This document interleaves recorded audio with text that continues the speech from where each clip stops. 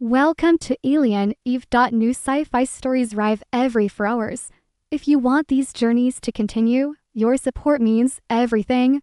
For long listening sessions, check out the playlist and enjoy the universe. The research wing of Station Hellion 4 smelled faintly of metal and blooming oxygen moss, a strange mix that never quite stopped surprising Commander Rian Hale. He stepped into the xenobotany lab expecting the usual quiet hum, but he didn't expect to see the alien woman standing alone beneath the violet glow of containment lamps, her silhouette framed by drifting particles of bioluminal spores. Liora didn't hear him at first. She moved with small, deliberate motions, gently adjusting the growth chambers as if afraid the plants could feel pain. The shimmering patterns on her skin, thin trails of silver and deep cobalt, shifted with her breathing, almost like the ripples of moonlight on water. Most Caesari found these markings unbalanced and undesirable, or so he'd been told. But from where Ryan stood, they looked mesmerizing. "Commander Hale," she said without turning. Her voice was quiet, low-toned, almost intimate. "You are early." "Just Ryan," he corrected, stepping closer. "And yes, I wanted to check in before the system's diagnostics." She finally looked at him, her expression caught somewhere between caution and calculation, like someone who expected every interaction to be a test. "Is something wrong with the atmosphere processors?" "No," he said. "I came to talk to you." The markings along her cheek brightened slightly, a Caesari reflex he'd learned meant unease. "About yesterday?" she asked. "Yes, yesterday," he exhaled. "Liora, when I called your work beautiful, I wasn't mocking you." She stiffened. "Caesari do not describe research as beautiful." "Humans do," Ryan said gently. "Humans describe a lot of things as beautiful: plants, equations, people." Her gaze flickered away, as if the word physically stung. "Commander, I would appreciate it if you did not assign that label to me. It has implications, none of which are accurate." He frowned. "Accurate to whom?" "To my species," she replied quietly. "These markings," she touched the asymmetrical pattern along her jaw, "were historically associated with instability, weakness, poor biological shaping. My voice is considered too soft. My bone structure lacks symmetry." A pause. "There is nothing about me that fits our aesthetic ideals." Ryan stared at her, stunned by how clinical she made it sound, like reciting a list of equipment malfunctions. "Well," he said finally, "your people are wrong." Her eyes widened, a flicker of confusion breaking through the careful composure she always wore. "You cannot simply declare that." "I can, I just did." He walked to the nearest growth chamber, pretending to check the moisture levels to give her space. "When humans see you, we don't see flaws. We see detail, expression, uniqueness. That is because humans have no consistent aesthetic standard," she said almost accusingly. "Exactly," he replied with a small smile. "Which means we're very good at finding beauty in unexpected places." For a moment, she said nothing. Only the faint hum of the nutrient pumps filled the room. The glow from the containment lights softened the sharp angles of her face, revealing something vulnerable beneath the guarded professionalism. Finally, she spoke, almost a whisper. "When you said it yesterday, I believed you were making a joke or perhaps studying my reaction." She swallowed. Caesari scientists with atypical features are often observed as anomalies. "I wasn't studying you," Ryan said, stepping closer. "I was noticing you." Her breath caught barely, but enough. "You don't have to believe me now," he continued softly. "But at least let me explain when something gets lost in translation. Don't disappear." Liora lowered her gaze. "I did not disappear, I simply adjusted my schedule." "You avoided me," he said, not unkindly. A long pause stretched between them, filled only by the gentle pulse of bioluminescent plants reacting to their proximity. She finally conceded, perhaps a little. Ryan softened his voice. "Liora, your work on the adaptive luminavines is groundbreaking. But your worth isn't limited to your research. Whether your people acknowledge it or not doesn't change what I see." "And what is it that you see, Commander?" Her question was fragile, but she forced it out anyway. He met her eyes without hesitation. "Someone striking, someone brilliant, someone who deserves to be seen." The glow along her markings flickered, then steadied. Something shifting inside her, something she didn't quite know how to handle. Before either of them could say more, the lab doors opened sharply and Dr. Serv strode in, his posture radiating effortless confidence. Perfect symmetry, perfect coloring, perfect arrogance. "Commander Hale," he said smoothly. "I hope you aren't distracting my subordinate. She already requires additional oversight." Liora flinched, not visibly, but Rian felt it. He turned, expression cooling. We were discussing the upcoming atmospheric trial. Nothing inappropriate. Serv's gaze slid to Liora. See that it stays that way. Some Caesari are more vulnerable to misinterpretations. Rian forced himself not to react. Liora waited until Serv left before releasing a slow breath. They will not approve of you speaking to me like that, she warned. I don't need their approval. The observation deck of Hellion 4 was quiet at this hour, lit only by the thin blue line of the nearby nebula stretching across the window. Rian stood there waiting, hands clasped behind his back, trying not to look like someone rehearsing what to say. He told Liora they would review the atmospheric trial results together, but the truth was simpler. After yesterday, he needed to know if she would still speak to him. The soft chime of the door answered his question. Liora stepped inside, her posture composed, though her markings shifted faintly in the low light, an involuntary glow that betrayed subtle nerves. She carried a data slate hugged close to her chest, almost like a barrier. You said you wished to review the energy dispersal data, she began, her tone professional but not cold. I did, Rian said, but I also wanted to see how you were doing. Her markings flickered again, functioning within expected parameters. That's not what I asked. She hesitated, eyes drifting toward the nebula. It has been complicated, Dr. Serv spoke to me afterward. I figured he might. Rian kept his voice calm. What did he say? That your interest in my work is strategic, that humans value exotic novelty, that your compliments were meant to encourage compliance. Her grip tightened on the data slate. He says humans find anything unusual temporarily fascinating. Rian exhaled slowly. Serv seems very invested in undermining you. He is invested in preserving the current hierarchy, she corrected softly. My existence disrupts it, and yesterday disrupted it even more. Liora looked down at her hands as if noticing them for the first time. Commander, when you speak to me, I cannot tell when you are being sincere and when you are simply being human. Meaning what? She drew a slow breath. Your species speaks with ease. You say things like beautiful without consequence. Caesari do not. Our language evolved under stricter social boundaries. Words carry weight, sometimes more than intended. Her voice softened. You speak as though seeing value in me is effortless. It is. She blinked, as if startled by the simplicity of the statement. Rian stepped closer slowly, giving her time to retreat if she wanted to. She didn't. Liora, he said, you're not unusual to me. You're not an experiment or an anomaly. You're someone I notice. His voice lowered. Someone I care about understanding. Her markings brightened, casting faint waves of blue across her cheek. That is not a small statement. I don't make small statements. For a moment she almost smiled, almost. A spark of something fragile crossed her face. A tiny shift in posture, as if her body was trying to remember how it felt to stand without shrinking. But the moment was interrupted by the station alarms softly activating, a benign chime indicating the start of joint team duty cycles. Liora straightened, tucking away whatever emotion had surfaced. We should go, she said. Dr. Serv will already be in the greenhouse section. Rian nodded and followed her down the curved corridor. The greenhouse was alive with activity. Rows of containment tanks pulsed with bioluminescent flora, casting shimmering patterns along the polished floor. Dr. Serv and 3 junior Caesari researchers stood near a set of growth pods, their conversation stopping when Liora arrived. One of the juniors' thin, perfectly symmetrical face markings aligned in textbook precision, whispered something to the other not quietly enough. There she is, the commander's project. Liora flinched so slightly that only Rian noticed. Serv stepped forward with the smooth confidence of someone who had never been questioned in his life. Researcher Liora, he said, we reviewed your observations on the Lumina vines.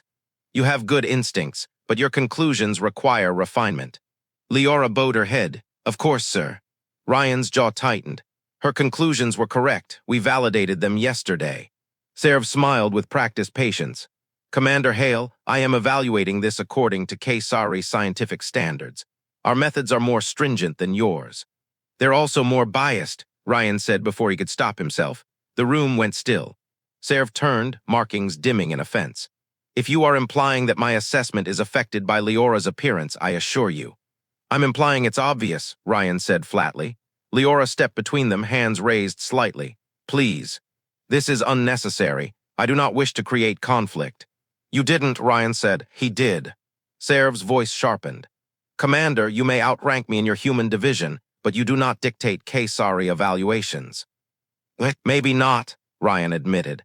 But I won't pretend she's inferior just because your people refuse to see her clearly. Every Caesari in the room seemed to freeze. Liora whispered urgently, Rian, please stop. Her hand brushed his wrist, barely a touch but enough to cut through the rising tension. Rian exhaled, forcing himself back under control. Fine, he said quietly, but she deserves respect at minimum. Serv said nothing, but the tightness in his jaw made the truth plain. Rian's words had struck at something he wasn't ready to confront. When the others finally drifted off to their tasks, Liora remained at Rian's side, shoulders tense. You should not challenge him in front of others, she murmured. It will only make things worse. He was disrespecting you. Disrespect is normal, she said with a resigned shrug. I am used to it. That's exactly the problem. She looked down at her hands again. Rian, defending me only paints a larger target on my back. I'm not going to stand by while they treat you like you're less than them. You do not understand? Her voice trembled. I have spent my entire life trying not to be noticed. To be invisible is safer than to be seen and dismissed. Her gaze lit. The next few days passed in a strange rhythm, one that left Rian constantly aware of Liora's presence, even when she wasn't in the room. She worked more quietly than before, but she no longer avoided him. Instead, she watched him, subtly, cautiously, as if trying to understand what kind of person challenged an entire species, bias without hesitating. The greenhouse was nearly empty when Rian arrived for the evening shift. Soft violet luminescence floated from the petals of the lumina vines, painting shifting patterns across the walls. He found Liora standing near the central reservoir, her fingers gliding lightly over the vine's surfaces with the tenderness of someone touching something sacred. She didn't turn when he approached. You are early again. I like the quiet before everyone arrives, Rian said, and I like seeing what you're working on. Her markings rippled faintly. You do not need to flatter me. That wasn't flattery, just a fact. She hesitated, then exhaled softly. I'm still trying to understand that difference.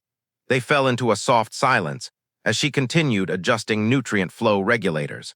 Her movements were graceful, the result of years of meticulous study rather than any cultural dance of perfection. Humans would have called her posture elegant. To the Caesari, it was simply functionally acceptable. Rian leaned beside her. So, Serv hasn't spoken to you since the incident. No, she paused, but others have.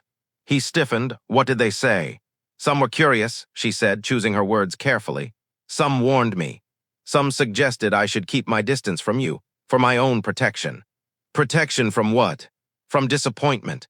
Liora looked down at her hands. They believe your interest, whatever it is, will fade. Rian studied her face. And what do you believe? Her answer was immediate, but her voice was barely audible. I do not know what to believe. I have never been chosen, not in any context. Chosen, Rian echoed. Liora, this isn't a selection process. For your species, perhaps not. For mine, she swallowed, markings dimming. Affection is transactional. Approval is earned by symmetry and tone and posture. Interest follows hierarchy. I have always been below notice.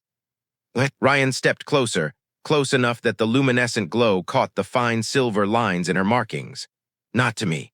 Her breath trembled slightly. That is what confuses me. Before he could answer, the greenhouse doors slid open and Commander Reeves entered, flanked by 2 human technicians. Liora stiffened instantly, shifting back into formal posture. Reeves scanned the room. Hale, Vesari, good. I need both of you. Rian straightened. What has happened? One of the atmospheric recyclers is showing anomalous energy spikes, Reeves said, tapping his tablet. Your florobacteria synergy results mean this could be connected to your research. Leora's focus sharpened immediately. Show me the readings. Reeves projected the data. Liora studied the numbers, head tilting slightly, her version of narrowing her eyes. These fluctuations are too rhythmic, she murmured. The bacteria should not be reacting in cycles unless something is stimulating them, Rian finished. Yes, she adjusted the projection with quick, deft motions. Commander Reeves, we need access to the recycler's internal chambers. Reeves nodded.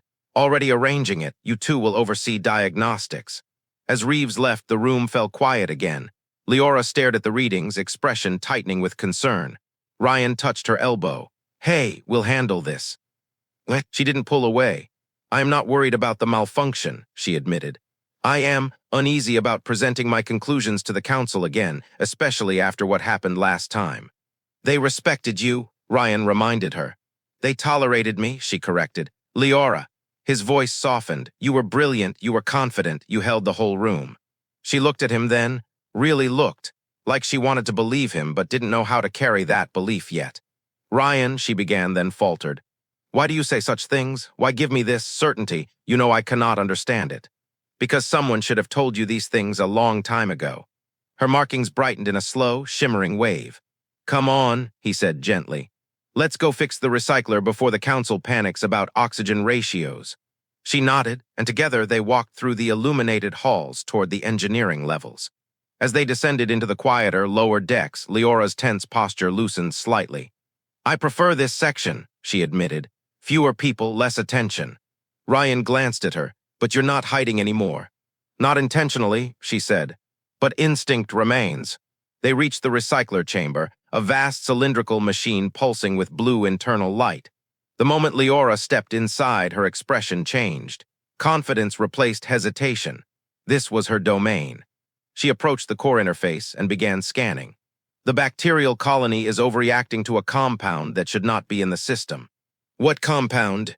She hesitated, voice tightening. A stabilizer used in cosmetic alterations.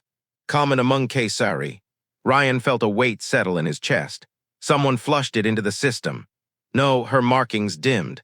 Someone discarded it as waste without thinking. And it disrupted your work. It disrupts everything, she said quietly. For generations, our society has used these stabilizers to force symmetry, soften markings, alter features to meet the ideal. If enough individuals dispose of unused vials, it could easily contaminate the recycling flow. Rian's eyes hardened. You're saying your entire species pollutes their own systems because they hate their own natural features. She flinched at the bluntness. They do not think of it that way, it is simply the expectation. It hit him then how deep her world's conditioning ran, how heavy her silence must have been growing up. How many times she must have thrown away her own unused vials and wondered why she didn't deserve to look how her people wished she would. Rian's voice dropped. Did you ever use them? A long, painful pause. Yes, she whispered.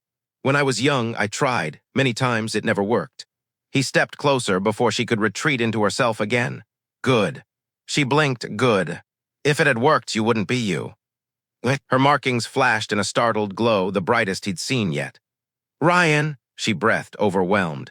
He didn't touch her, but he stood so close she could feel the warmth radiating from him, something unfamiliar, something steadying. You don't need to be symmetrical, he said softly. You need to be seen. Her voice trembled. You make it sound so simple. It can be. The council chamber was always too bright, too polished, too cold. Rian had never liked it, but today the sterile white lighting felt especially harsh. Liora stood beside him, shoulders tense, markings dimmed to a pale, uncertain glow. She held her data slate close to her chest like a shield. Just breathe, Rian whispered. I am breathing, she whispered back. Then breathe better. Despite her nerves, the faintest flicker of amusement touched the edge of her expression. Humans have a very unhelpful definition of reassurance, and you have an extremely dramatic definition of panic. She didn't deny it. The chamber door slid open with a soft hiss, revealing the High Council, 3 humans, 4 sci-fi, seated in a wide semicircle. Serv stood at the far right, pristine and confident, his markings glowing with rigid symmetry. His eyes flicked briefly to Liora, assessing, dismissive. Liora stepped forward anyway. Counselor Marin spoke first. Researcher Liora, Commander Hale, you've identified an anomaly in the atmospheric recyclers, yes? Yes, Liora said, voice steady but quiet. A series of chemical traces introduced into the recycling system has caused an overreaction in the luminobacterial colonies. Explain the source, Counselor Vekar demanded, the eldest sci-fi on the panel. Liora hesitated. Rian stepped subtly closer. It appears, she said carefully, that the compound originated from widespread disposal of cosmetic stabilizers. The room shifted, small movements, uneasy glances, a tightening of jaws. Vekar's tone sharpened. You are accusing our population of contaminating core systems through personal negligence. No, Liora said quickly, not negligence. Conditioning, habit. a practice normalized over generations without consideration of its environmental consequence. Another counselor leaned forward. And you believe this is enough to cause a station-wide destabilization of the adaptive flora? Yes, Liora said. Because our bacteria interpret the compound as a biological threat, it triggers defensive proliferation, which then triggers luminovine overstimulation. She gestured to the projections. It becomes a cycle. Counselor Vekar studied her, eyes narrowed. And what do you propose we do? Liora inhaled slowly. Education, regulation, and updated protocols for biological waste disposal. Serv stepped forward abruptly. With respect, counselors, entrusting these conclusions to a junior researcher with, he paused, choosing a word that felt like a blade. Her limitations may compromise the scientific integrity of this assessment. Rian felt Liora tense beside him. He stepped forward before she could shrink back. Her limitations, care to clarify, Doctor? Serv's expression remained calm. Her lack of qualification, experience, social standing. You mean her appearance, Rian snapped. The chamber went silent, Serv stiffened. Commander, your assumptions are inappropriate. No, Rian said, voice firm. What's inappropriate is undermining a scientist because she doesn't meet your species, outdated aesthetic metrics. Several counselors shifted uncomfortably. Liora whispered urgently, Rian, stop. But he didn't. Researcher Liora made this discovery, Rian continued. She understood the bacteria's reaction pattern before anyone else. She proposed the correct containment measures. She deserves to be heard, and more importantly, she deserves respect. Liora looked at him like he was doing something impossible, standing where no one else ever had, saying words she always believed the universe wasn't built to give her. Counselor Marin cleared her throat. Dr. Serv, unless you have evidence contradicting researcher Liora's analysis, we will proceed based on her findings. Serv's jaw tightened. I have no contradictory data. Then her recommendations stand, Marin declared. Liora's breath left her in a small, shaky exhale, almost disbelief. The council moved on to procedural details, but Rian barely heard them. He watched Liora's posture shift, slowly, subtly, from bracing for humiliation to standing in the light without breaking. When the meeting finally adjourned, she didn't move. She stood there frozen, holding the data slate to her chest, glowing faintly in the cold white light. You okay? Rian asked softly. I do not know, she said. I expected to be corrected, dismissed, told to defer to Serv. She lifted her gaze, expression stunned. Instead, they listened. Of course they listened. She laughed softly, a strange sound unpracticed. Rian, what you said, her markings brightened, flaring across her skin. You should not challenge a superior researcher on my behalf. It is dangerous. I wasn't defending you because you needed protection. He held her gaze. I was defending you because you were right and because they were wrong. Her breath caught again. She didn't look away this time. They walked out of the chamber in silence, but her steps were different, less small, less apologetic, almost steady. When they reached the greenhouse, she paused, her hand hovering near one of the glowing vines. The light reflected across her markings, making them ripple like flowing constellations. Rian, why? She asked quietly. Why do you care this much? He stepped closer. Because I see something you don't. She swallowed. What do you see? You, he answered simply. Not who they taught you to be, not what they say you lack, just you. Her markings shimmered, soft and warm. She moved to sit beside one of the large nutrient tanks, the light bathing her in blue-green radiance. Humans speak easily, she murmured. You say words I have never heard directed at me. Words that alter things inside me, things I did not know could be changed. He sat beside her. Like what? Liora looked down at her hands, glowing faintly under the plant light. Like the possibility that I am not lesser, that I am not flawed, that maybe the greenhouse became their refuge in the days that followed. It wasn't planned. Liora simply seemed to drift there whenever her mind was full, and Rian somehow always ended up drifting after her. The luminescent plants responded to her presence like she was one of them, and maybe that was why the space felt different when she was inside, warmer, softer, alive. Tonight, she stood at the center of the chamber, staring at the glowing vines as if they were speaking secrets only she could understand. Rian approached quietly, not wanting to disturb the fragile peace on her face. You're thinking, he said softly. I am always thinking, she replied, but her tone was warmer than before. What is it this time? She hesitated, then turned toward him slowly. When the council accepted my findings, It felt like something impossible happened, like a law of physics was rewritten while no one was looking. That's how change starts, Rian said. She moved closer to one of the massive petals, letting her fingers glide against its surface. I keep expecting the world to snap back, for Serv to reassert his authority, for the others to remind me I am less. But they haven't, Rian pointed out, her markings flickered, not openly. And privately, she lowered her gaze. Some researchers have approached me. They ask questions about my methods. They ask my opinion. They treat me as though I belong. You do belong. That is still difficult to accept. Rian stepped closer. You're changing the culture of your people without even trying. Because of you, she whispered. No, because of you. She looked like she wanted to argue, but instead her shoulders softened, allowing the idea to settle somewhere deep inside her. Come with me, she said suddenly. Before he could ask why, she took his hand, hesitantly, gently, like someone touching fire for the first time, and led him deeper into the greenhouse. They passed through a curtain of vines until they reached a small alcove hidden behind growth chambers.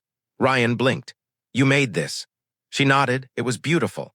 Dozens of bioluminescent species were arranged in a mosaic of soft blue, green, and gold. But it wasn't random. The plants were positioned in sweeping shapes, curves, spirals, lines that flowed like living brushstrokes. It wasn't scientific arrangement. It was art. This is what I see, she said softly, when I look at the flora. When I study their patterns. She paused, voice trembling. I wanted to see if I could create something the way humans do, something that is allowed to be imperfect. Rian stared at the glowing garden, then at her. Liora, this is incredible. She exhaled shakily. I did not know if it was good. It's more than good, it's you. Her markings flared at the word you, bright, soft, vulnerable. I wanted to understand, she said quietly, how humans can look at asymmetry and see meaning instead of flaws. Well, Rian said, stepping closer to the mosaic, this is your answer. He motioned toward the flowing shapes. This isn't perfect, it isn't symmetrical, but that's why it's beautiful.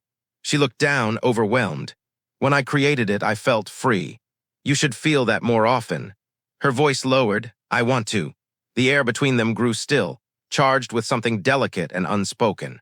Rian reached toward one of the glowing vines, letting the light fall across both of their hands.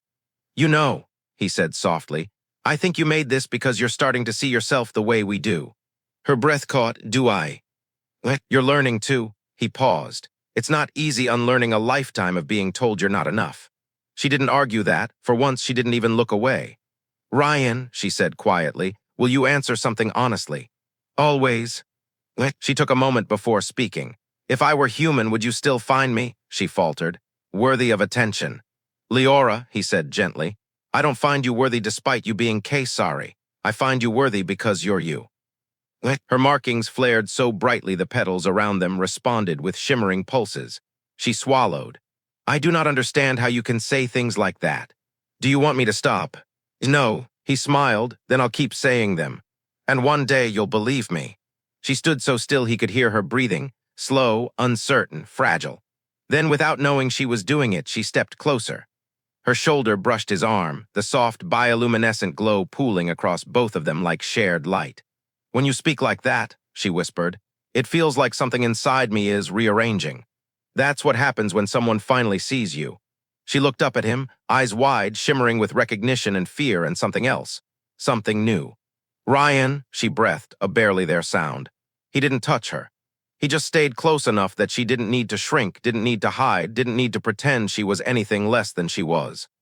Hellion 4 shifted into night cycle, dimming its corridors into soft blues. Most researchers had already retreated to their quarters, but the greenhouse was still alive, petals glowing, vines pulsing gently as if breathing. Liora stood alone beside her mosaic garden, the soft light reflecting along her markings in streaks of silver and cobalt. She didn't hear Rian approach, or maybe she did because she didn't flinch when he came to stand beside her. It's beautiful tonight, he said quietly. It always is, she replied, but tonight it feels different.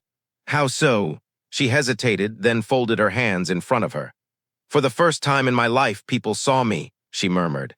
When I walked through the lab this morning, researchers nodded in greeting. Someone asked for my advice, not because they pitied me, not because they were told to include me, because they thought I had something worth hearing. Rian smiled. You've always had something worth hearing. But I did not know that. Her gaze lowered. Not until you said it, not until I saw it. She moved through the mosaic slowly, fingertips brushing petals that glowed beneath her touch. You changed me, Rian, she said. Not by force, not by argument, by offering something I did not know existed. What's that? Unfiltered seeing. He watched her, letting her take the moment in her own time. Liora exhaled, a trembling breath.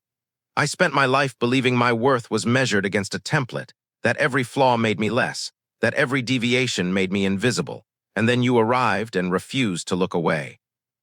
Because there was never anything wrong with you. She laughed softly, an unsteady, fragile sound. I didn't believe you at first. I thought you were mocking me, or studying me, or fascinated by novelty. I tried to avoid you because believing your words felt dangerous. And now, she looked at him, really looked, and her markings brightened in a warm ripple across her skin. Now, she whispered, I want to believe them. The way she said it made Rian pause, not because he doubted her, but because he understood the weight behind those words. This wasn't simple gratitude or admiration, it was trust. She stepped closer. Not tentatively this time, deliberately. The air around them warmed, the plants responding like they recognized the moment. I asked myself something today, she said. If humans had never come here, would I have spent my life hiding in plain sight? Would I have accepted invisibility as fate? Would I have believed I was unworthy of being seen? Ryan's voice softened. You were never unworthy. She swallowed hard. Then why did no one see me? Because they were taught not to look. Yet you did. And I'll keep doing it. Her breath shook again, emotion welling up in her markings like liquid light. When you defend me, when you speak to me as though I matter, something inside me feels unsteady. Like I am learning how to exist all over again. That's not instability, Rian said. That's growth.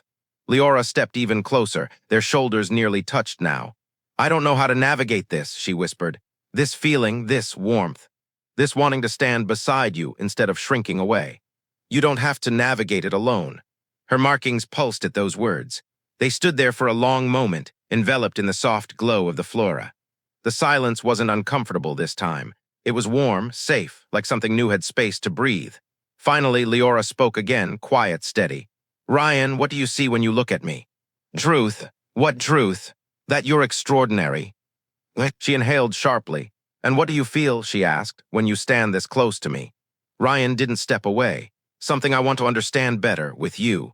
Leora's eyes softened. I want to understand it too. He lifted a hand slowly, giving her time to retreat. She didn't. When his fingertips brushed the glowing markings along her cheek, she shivered, not in fear but in recognition. Her voice was barely a breath. No one has ever touched me there. Should I stop? No. Her hand rose to cover his, warm and trembling. Her markings lit with a gentle cascade of silver-blue light, a Kesari sign of emotional openness rarely shown in public. I don't know what happens next, she whispered. Rian smiled softly. Then we'll figure it out together. She leaned into his touch, letting her eyes close for the first time without flinching or bracing for judgment. The moment was small. Quiet, but in her culture it was monumental, a breaking of chains so old she'd forgotten they were there. When she opened her eyes again, something inside her had shifted, accepted, awakened. Rian, she said, voice steady for the first time, thank you for seeing me before I knew how to be seen. And thank you, he replied, for